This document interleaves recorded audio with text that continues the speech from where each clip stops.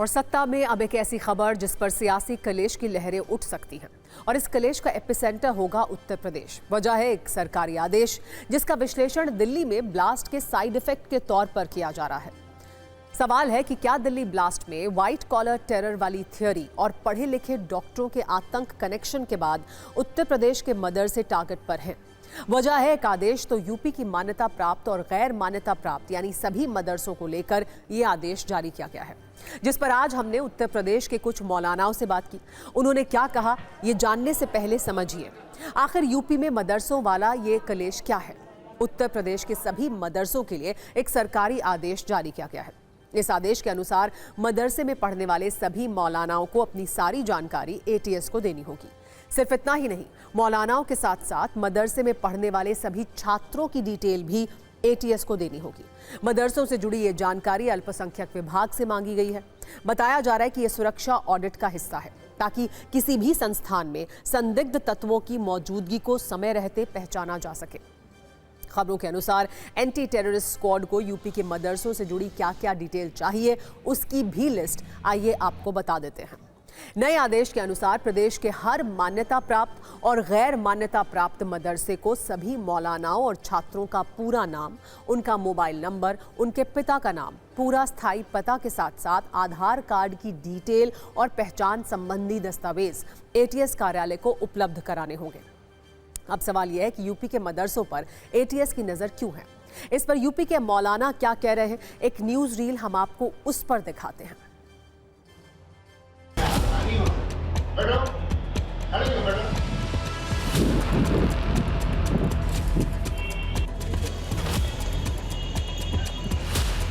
पूरी मदरसे जिले में जितने मदरसे चल रहे हैं उसमें उनका प्रबंधक कौन है, प्रधानाचार्य कौन है, उनका विवरण से उनके एड्रेस और मोबाइल नंबर, पिता का नाम और साथ में बच्चों के विवरण भी मांगा गया है। तो ये हम लोगों ने एक पत्र जारी करके सभी मदरसों के जो जिले में चल रहे हैं सभी से एक सूचना मांगी है। निरीक्षण ये हम लोगों का ये चलता रहता है। कभी कभी ये एक तरीके से ये विभागीय का प्रक्रिया भी है कि हम लोग समय समय पे जो संचालित मदरसे हैं जिसमें कि एडेड हो गए, नॉन एडेड मदरसे, समय समय पे इनका निरीक्षण हम लोगों की तरफ किया जाता है।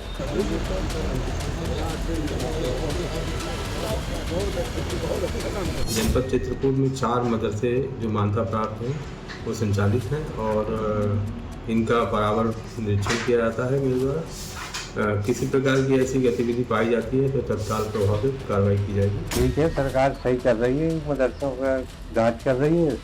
ठीक है, हमारे पास सारा रिकॉर्ड है, अगर कोई आएगा तो हम सब देंगे कौन बच्चे कहाँ के हैं। सरकार और जो भी संस्थाएं हैं उनका काम होता है कि अपने अपने वक्त पे जिस तरीके से छानबीन और जांच करना चाहिए वो अपना काम करती हैं। एजेंसियों का जो काम है वो तो करेंगे, इसमें हम लोगों को कोई दिक्कत नहीं है।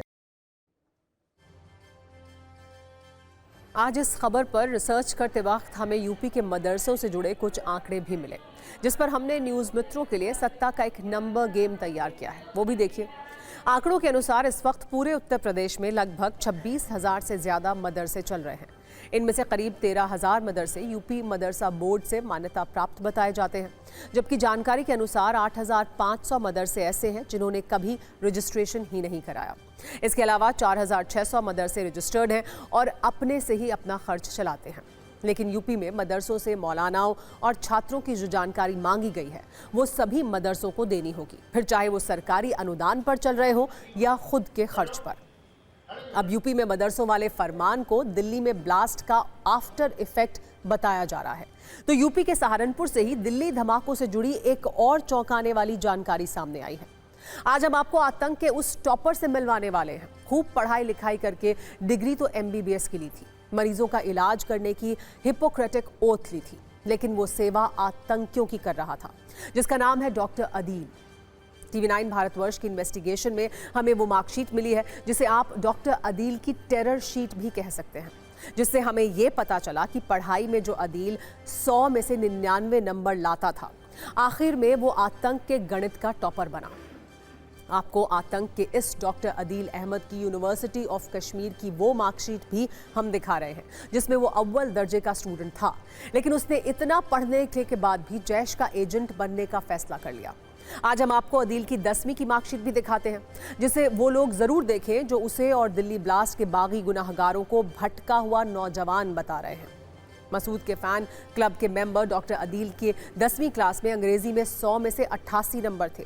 बावजूद इसके अदील हथियारों की डिक्शनरी का मास्टर बना और आतंक का टॉपर बनने का फैसला किया। 10वीं क्लास में अदील के गणित में 100 में से 99 नंबर आए थे। बावजूद इसके वो अपनी टेरर टीम में नए आतंकी जोड़ने में माहिर बन गया। अदील की 10वीं में विज्ञान में 100 में से 98 नंबर आए थे, लेकिन विस्फोटकों और हथियारों का ज्ञान उसने कूट कूट कर जमा किया था। इसी तरह सामाजिक विज्ञान में अदील के 100 में से 82 नंबर आए थे, लेकिन फिर भी अदील समाज से नफरत करने में टॉपर बना।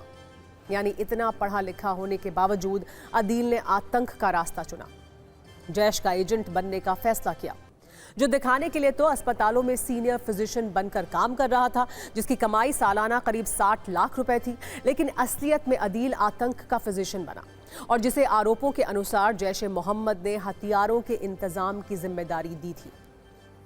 डॉक्टर अदील को लेकर हमें एक और खबर मिली है, जिससे यह साबित होता है कि आतंकियों की साजिश कितनी बड़ी और खतरनाक थी।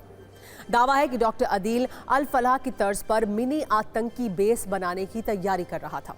उसने सरसावा एयरफोर्स स्टेशन के 20 किलोमीटर के दायरे में अपना ठिकाना चुना था और ये वही अस्पताल था जिसमें वो काम करता था। इसीलिए सवाल यह है कि क्या सहारनपुर का सरसावा एयरफोर्स स्टेशन भी आतंकियों के टारगेट पर था?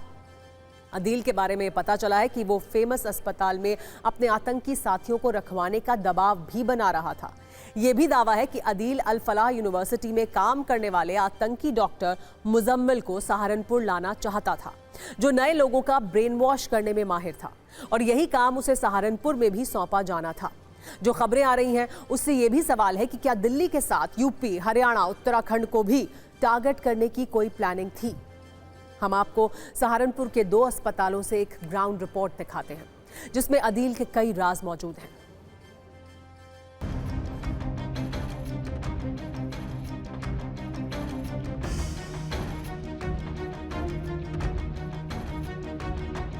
इस वक्त मैं जहां पर मौजूद हूं, इसी famous Medicare super speciality hospital में डॉक्टर अदिल काम कर रहा था। सबसे पहले अगर बात करें तो डॉक्टर अदिल ने यहीं के पास ही के वी ब्रॉस अस्पताल को चुना। सवाल ये उठता है कि आखिर सहारनपुर ही क्यों?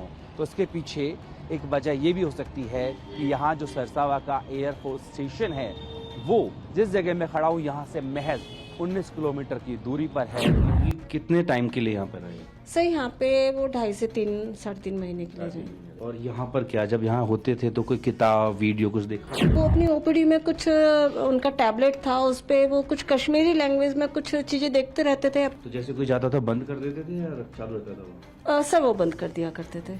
खर्च में कैसे थे वो? सर खर्च में थोड़े से कंजूस प्रवृत्ति के थे, तो उन्होंने कहा कि नहीं मैडम, मैं सारी अपनी सैलरी डोनेट कर देता हूँ। मैं खुद आश्चर्यचकित हूँ कि इतना हाईली स्किल्ड, जो 100 में से 99 नंबर लाने वाला आदमी हो, जिसके रिसर्च पेपर पब्लिश हो, वो रेडिकलाइज कैसे हो सकता है। उन्होंने मेरे को कई बार अप्रोच किया कि मेरे मित्र हैं, सर्जन हैं, हजारों सर्जरी कर चुके हैं, और शायद मुझे नाम तो नहीं मालूम है, लेकिन उन्होंने मेरे से कई बार अप्रोच करने की कोशिश करी। और मैं यहाँ पे थोड़ा सा अचंभित भी था कि डॉक्टर अंकुर चौधरी जिन्होंने सजेस्ट किया है, ये उनको रिप्लेस करके यहाँ पे सर्जन लाना चाहते हैं। हमने उनको एकोमोडेशन भी ऑफर किया था, लेकिन जहाँ पर हमारे और डॉक्टर्स रहते हैं, और उन्होंने उन सब चीज़ों को रिफ्यूज़ किया और बोला नहीं, मैं एकांत प्रिय हूँ और मैं थोड़ा सा आइसोलेटेड पसंद करता हूँ, पढ़ने लिखने वाला व्यक्ति हूँ।